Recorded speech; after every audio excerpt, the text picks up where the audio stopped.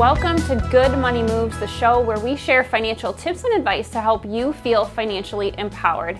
I'm Jenna Tauble, AVP of Marketing at First Alliance Credit Union, and with me today is Jordan Kaler, our loan portfolio manager. Thank you again for being here, Jordan. Always a pleasure to have you here. Yeah. And today's topic, we are diving into the basics of refinancing a loan. We're going to dive into how it can possibly save you money, what some of the benefits are to you, and whether or not it can boost your credit score. So lots to dig into, lots to cover today. But before we dig into that, Jordan, why don't you just introduce yourself a little bit, talk a little bit about your role here at the credit union. Yeah, so my name is Jordan Kaler. I've been here since 2019. I'm the loan portfolio manager, which is, for me, generally consisting of managing our underwriting team and our essentially a business underwriter, while also keeping an eye on our overall loan portfolio to see how it's performing, make any recommendations or any adjustments for maybe things that we have to offer or what our rates are, or things like that. So I really enjoy it. Awesome. So pop quiz question for you. What does underwriting mean? Underwriting? What is that term? Yeah, so it's essentially reviewing a loan request. So like you'll work with a lender, and then the lender will prepare the application to be underwritten, which is essentially a second set of eyes to make sure that all the information in the application is accurate and that the recommendation that the lender has is a sound recommendation for the credit union. Sure. So whether or not to move forward with the loan based on all the different factors that go into making that decision. Exactly. Awesome. So what then exactly is refinancing a loan? How does that work? Yeah, so refinancing is moving debt from one financial institution to another. Generally, there's a couple things that motivate people to refinance, like a lower payment or a lower interest rate, or maybe they need to pull some money out of whatever they're refinancing. But those are usually what we see for when people want to pull the trigger on refinancing and what it is.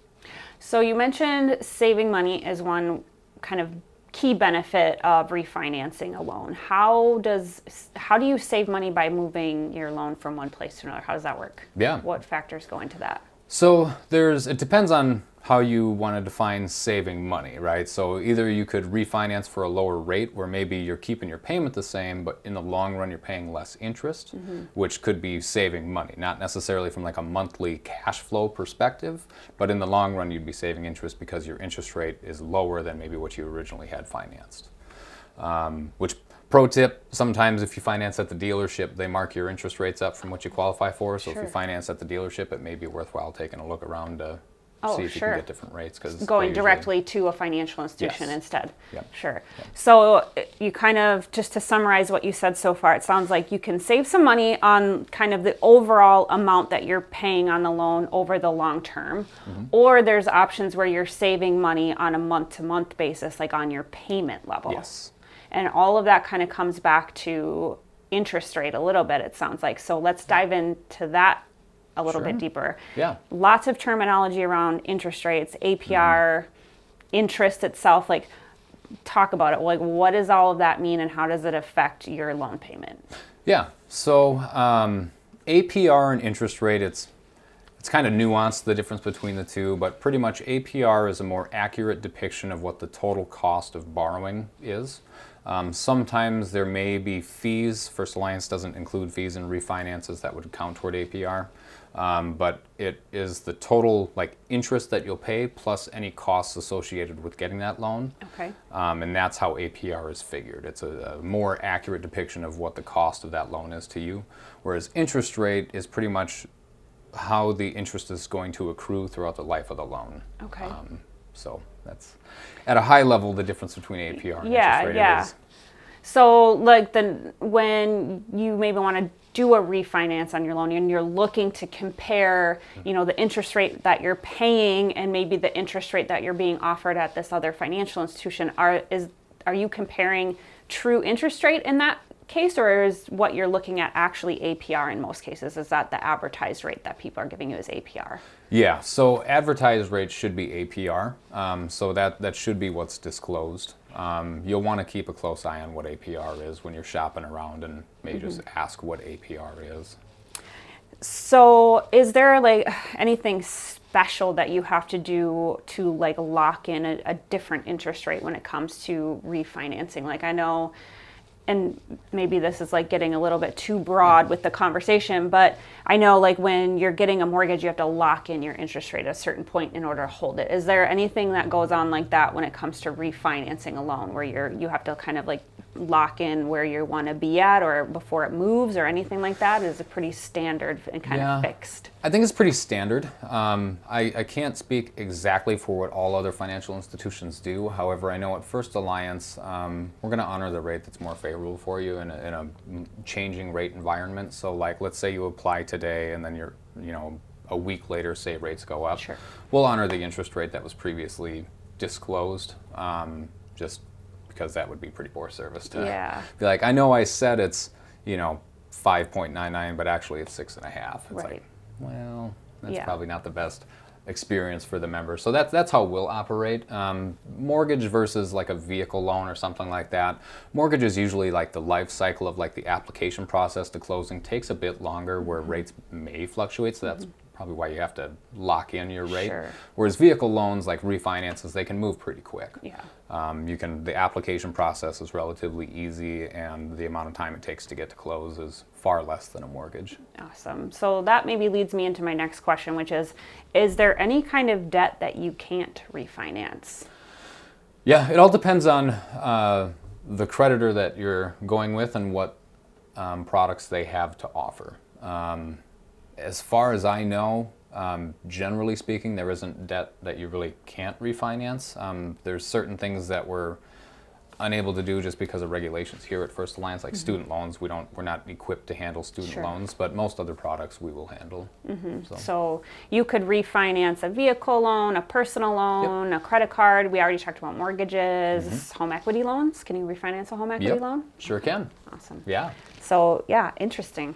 And and you kind of mentioned it earlier that all of these kind of follow those normal like loan cycle times. So it's not like, a refinance on a mortgage, you still have kind of that longer lead time like you do when you're closing on your mortgage in the first place. And with a vehicle loan, those typically are faster loans in general. So the refinance process will be just as quick. Oh yeah. Yep. Awesome. Yep. So does refinancing a credit card though, because that's a line of credit versus like a fixed term, which is kind of what we've been talking about, does that process look any different, or are there other things to consider when you're refinancing debt from one line of credit to maybe another line of credit, or from a line of credit to a term loan? Like, what does that look like for somebody? Yeah, so there's a few different ways that people can handle refinancing credit card debt or line of credit. In my opinion, I think it's more beneficial to refinance your credit card debt to installment debt, which would be a fixed rate, fixed term. Generally, those installment loans are going to have lower rates. Credit cards have interest rates in the high 20s, low 30s right now. Not at First Alliance, where we don't offer, we're not going to charge you that high. But some ways you can do a balance transfer. Okay. Now, thinking back to some of the prior episodes that I've been on about utilization and things like that, you want to make sure that if you do a balance transfer, you have a meaningful enough limit so that if you move your money over to a credit card, where say you're moving a $5,000 balance to a $5,000 limit credit card, you're going to not really do yourself favors from a credit score perspective, although we do have like an interest-free period. So it kind of depends on what your ultimate goal is for which one is more beneficial. Moving it to installment debt is going to have a more favorable impact to your credit score. And again, they'll generally have lower interest rates than what a revolving line would, or a credit card or a line of credit or something like that. Sure. So you kind of started to dig into the topic of credit scores. Is it ever harmful to your credit score to refinance debt? And in what situations could that potentially be harmful versus positive? Because you talked about it in the positive, which I think is generally how it turns out, but that's not, situations are all different. So. Yeah. So thinking back to if that like pie of everything that goes into what makes up your credit score, one of them is going to be new credit, which has to do with inquiries and any new trade lines. So like one inquiry may impact your score about 3 to 5 points. So not a huge negative impact, but typically you might see a short-term like dip in your credit score after applying and closing the loan. However, it's going to rebound relatively quickly with positive payment history, and assuming everything else is positive, it won't be it won't have a significant impact to refinance. If you have like a credit card consolidation or something, and kind of like what I talked about, moving it to a signature loan, you can have some pretty substantial improvement that would offset the 3 to 5 point dip, because a general rule of thumb is for every percentage of utilization that you have, your credit score will increase or decrease accordingly. So the more you have on credit cards, the lower your score will be. Okay. So if you free up your credit card balances and move it to installment debt, you're freeing up that utilization. So if you've got like say a $2,000 credit card that you have maxed out, and then you move it to installment, you've got, in theory, maybe about 100 points to gain. Interesting. That's actually quite a bit. Yeah. That's a lot. The positives generally outweigh the negative. Okay, good. So I'm just going to kind of back us up a little bit, because we've talked about a lot of stuff already. Yeah. So when it comes to refinancing, and the benefits to doing that, it really seems like the key benefit that most people are looking at is probably around that payment, like lowering the payment. But we also kind of talked about, but we didn't really dig into too much on, like the term of your loan and how that can factor into making that payment either more affordable or not. So can you talk a little bit about how, we talked about interest rate, we talked about trying to save money on that payment, but how does the length of time that you're making those payments affect that ultimate payment? Because if you're looking to lower your payment, you maybe had a shorter term loan, if you refinance to a longer term loan, could that also technically save you on your monthly payment, but maybe not over the life of the loan? Yeah. You following my line of thinking here? Okay. Yeah, just kind of talk through that a little bit. Sure. It really depends on what your need or what your goals are. Sometimes it's easy to get into a vehicle that might be too much, and the payment gets to be too high where you really are having a hard time making that payment. So in that case, it might make sense to refinance and what's called re-amortize, which would mean, let's say you finance this car, it's on a 5-year term, and the payment is pretty high, and then you go somewhere else and you're like, I need to refinance, I need to reduce my payment. Then you would probably refinance maybe in like a 6-year term, which again, it all depends on what your goals are. If your primary goal is to free up cash flow, that will accomplish that, because you're taking that same amount and instead of dividing it over 5 years, it's over 6 years. Sure. So with that, it reduces your payment. However, what usually comes with a longer term is a higher interest rate. So to your point, you may be paying more interest over the life of the loan, but it may accomplish your short-term need, which would be decreasing the payment. Sure. So before re-amortizing, it's definitely worth asking yourself, like, do I want to have a car payment for an additional year, or however long you stretch that payment out for? Because if it is where you can afford it, you just kind of want a lower payment, I generally advise not to do that, because you're just be in debt for a longer period of time. Yeah, it's just not advantageous long term. Yeah. Yep. So that kind of leads me to another question that I think, if you've never refinanced a vehicle before, I think maybe is a question that you would have, and that is, so you take out a $20,000 car loan out the gate, and then you've maybe paid down $5,000 of it, and you want to refinance it. Are you refinancing $20,000, or are you refinancing the 15 because you've already paid down the 5? Yep. So you'll be refinancing whatever your current balance is. So if you can, in the example you described, you would be refinancing $15,000. So in that situation, that alone could help your payment come down too. Yeah. Just the fact that that balance is less. But at the start of our conversation, you had mentioned something about like cash out. What does that mean? How does that work? Yeah.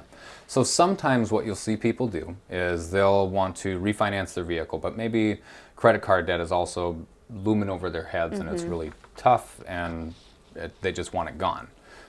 If the value of your vehicle is there and it makes sense to do, you could take the credit card balance that you have and kind of couple that with your vehicle refinance. So let's stick with the same example where you originally financed at $20,000, now you're at $15,000. You could take the $15,000 car loan balance and say you've got $2,000 worth of credit cards.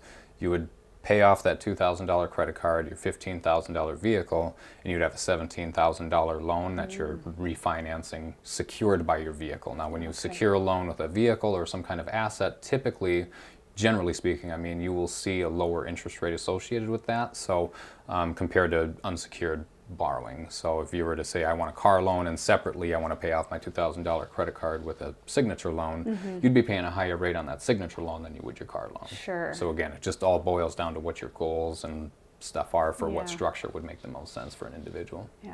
So many options, so Oh, many yeah. scenarios that Oh, we yeah. could go through. So let's, is there, I know for some people this may be more helpful than others, but I think, are there like certain market conditions that would indicate it would be a good time to consider refinancing? And when I mean that, like, the market conditions can, affect interest rates and they can affect all kinds of different things. So are there any indicators that people can like look out for to be like, hey, it might actually be advantageous time for me to refinance versus another time? Yeah.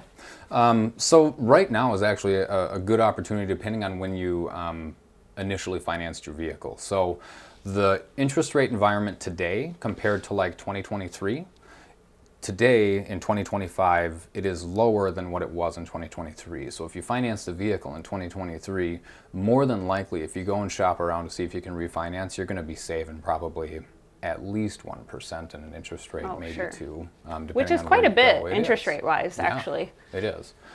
So rates have come down compared to a couple years ago. So if you keep an eye or you hear any buzz about the Fed and the Fed reducing rates, just kind of keep an eye on it and shop around. And when you hear that kind of buzz and hear that they have decreased that rate, shop around. See who's offering what rates and what would be the best for you. Yeah, no, that's really great advice. And I think, we live in such a headline society, so that alone, just watch for those headlines like interest rates dropping, like that alone could be enough to kind of give you the indication, hey, maybe you should shop around a little bit. I love that. Yep.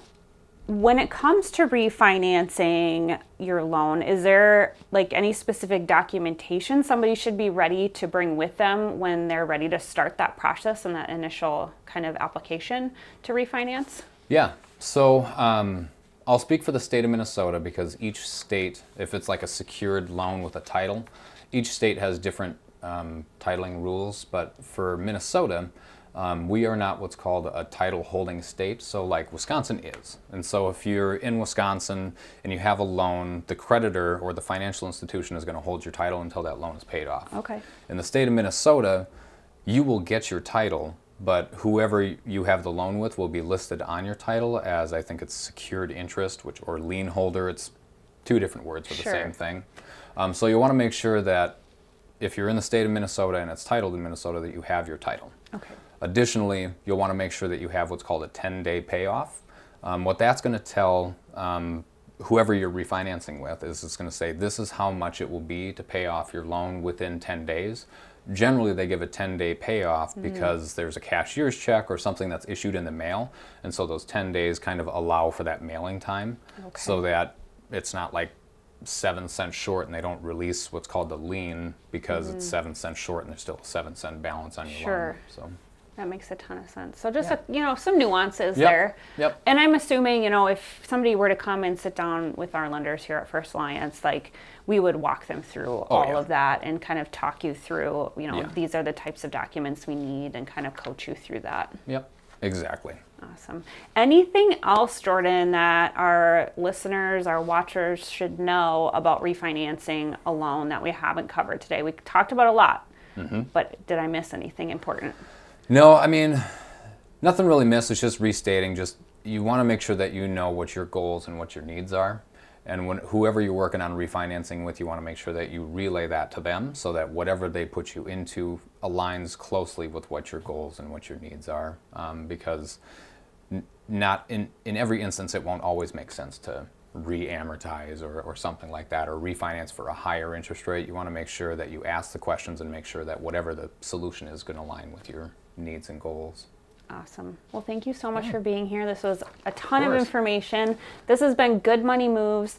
Thank you for joining us. Make sure that you like and subscribe to our YouTube channel so you never miss an episode. Or if you want to catch us as a podcast, you can listen on Apple, Spotify, and YouTube podcasts. Otherwise, this has been Good Money Moves. You can check us out at firstalliancecu.com/podcast.